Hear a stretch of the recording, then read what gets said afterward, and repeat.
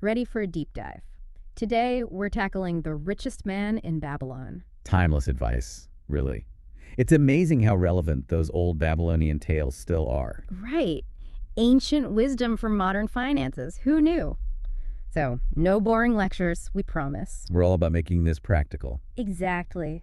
Think of it like this. We're transporting ourselves back to ancient Babylon. Can you imagine? Bustling city. Babylon was famous, known for its incredible wealth. Those hanging gardens. In the middle of the desert, right? Seriously, how? Masters of irrigation they were.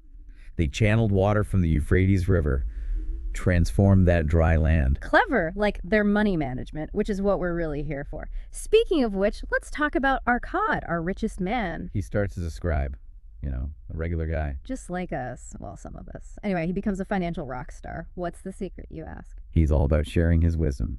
Doesn't keep those secrets to himself. So generous. Okay, Arkad, lay it on us. One of his biggest things is pay yourself first. Simple but powerful. No matter what you earn, put aside at least 10%. Save it for your future self. 10%, huh? Easier said than done. I guess that's why he's the richest guy in Babylon and I'm, well, not. Think of it this way, it's an investment.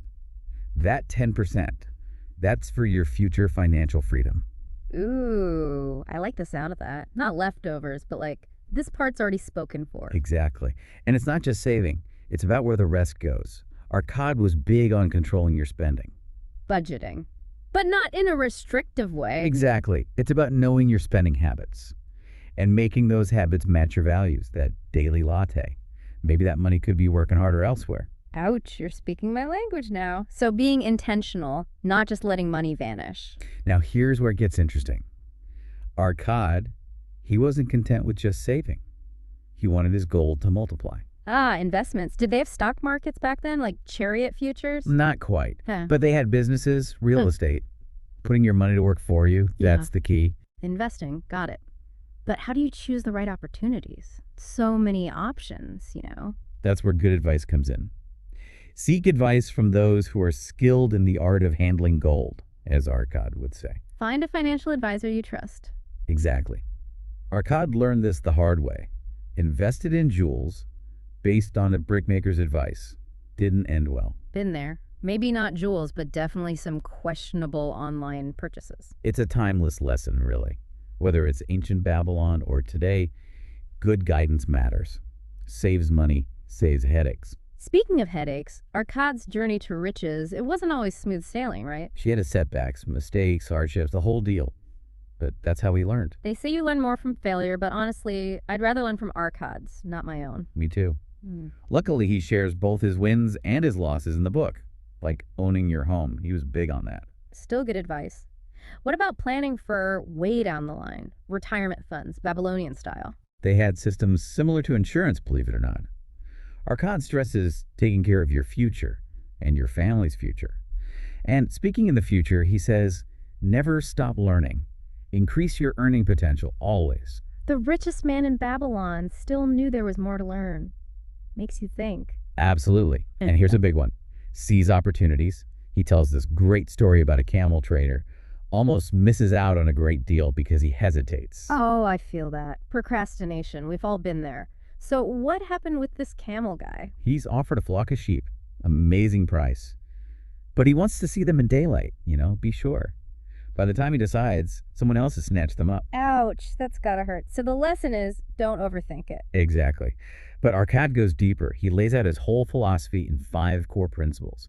He calls them the 5 laws of gold. 5 laws of gold! Okay, I'm intrigued. Hit me with it. All right, the 5 laws of gold. Law number 1.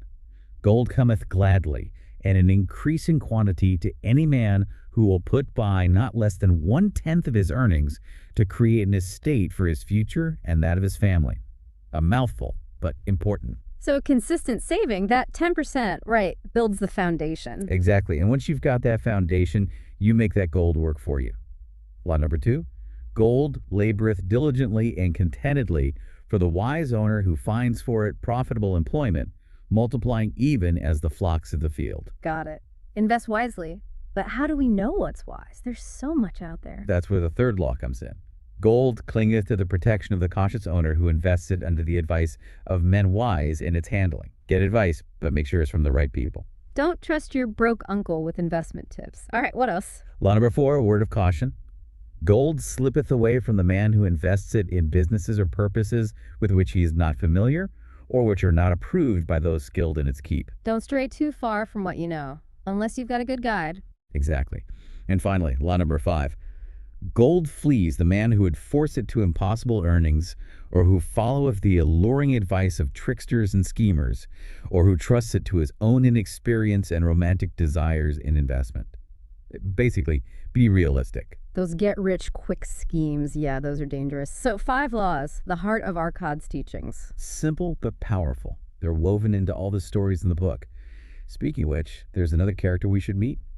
Dabasir. All right, Dabasir, who's he? Dabasir's story. It's a wild ride. Starts as a respected artisan in Babylon. Doing well for himself. He is, but then misfortune strikes.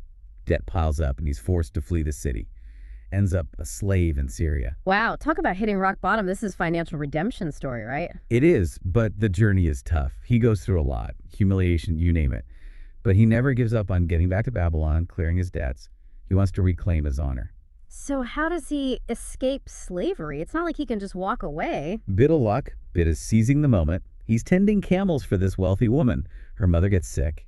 Uh-oh. She trusts Dabasir with 2 camels, provisions, sends him back to Babylon for a physician. Risky, but a chance for him. Does he take the camels and run? He doesn't. He's determined to do the right thing. Returns to Babylon a free man, even though he's still broke. I admire his integrity, but he's back where he started. Broke. In debt. What does he do? He finds work, managing other slaves, and he remembers Arkad's advice. Starts saving. Tiny amounts, but he's saving. The first law of gold in action. Exactly. Every bit counts. And as luck would have it, he runs into someone he knows. Arad Gula, a successful merchant. Okay, things are looking up. This Arad Gula, he's going to help Dabasir out, right? Mentorship moment. You got it. Mhm. Arad Gula is impressed by Dabasir's work ethic, how determined he is to pay off his debts. He offers him a partnership. Yes, redemption. Wait a minute, though. Who is this Arad Gula? He just appears out of nowhere ready to help. Arad Gula, he's got his own story, one that perfectly illustrates those 5 laws of gold. But before we get into that, Okay, Arad Gula, successful merchant, former something. There's a story there. there is. It all comes back to those 5 laws, actually. You see, Arad Gula, he wasn't always successful. He was a slave, too, once. No way. This book, it's all about second chances, huh? It really is. So, Arad Gula, he's a slave, right? But he decides, I'm going to make the best of this. Learns new skills, works hard, really puts in the effort. Increasing his value, even then. Exactly. Right. And it pays off. Earns his freedom, becomes a merchant, the whole thing. But here's the thing. His former master, when he let him go, gave him a gift. A bag of gold. Nice. Did he invest it wisely? He did not. Bad decisions, bad advice, gone, just like that. I've been there. Smaller scale, maybe, but still. So how'd he recover from that? Well, he remembered something. His former master, along with the gold, gave him this clay tablet, inscribed with ancient wisdom about money. Like a Babylonian fortune cookie, I want one.